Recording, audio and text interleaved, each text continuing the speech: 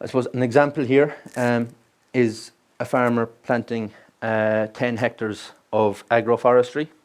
He has 35 hectares altogether, and we're assuming that he has BIS, CRIS and Eco Scheme in ANC category 2, which is a maximum of 30 hectares, and he's in organics. So he wants to plant, or he has planted 10 hectares of agroforestry.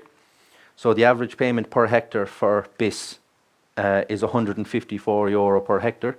So you multiply that by 35, and we got our figure at the end, 5,300. CRIS, the average payment for that was €43 per hectare. We multiply that by 30, get our 1,290. Our Eco Scheme, we multiply by 35 hectares. The average payment was 67. We got our 2,000.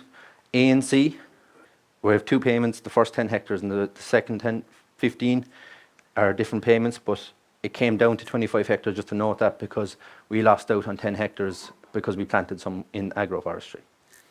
We're getting organics at €300 by 35 for this year. It will changes from year 3 to 5, but for this situation, we'll keep it at 300 by 35, which is our 10,500. And then our agroforestry payments then is 975 multiplied by 10, which is our 9,000. And that all comes up to the 31,945, which is a net gain of 8,710, because we lost a small bit of area in ANC. But I suppose the main takeaway point is that there's a net gain of planting agroforestry within that then as well.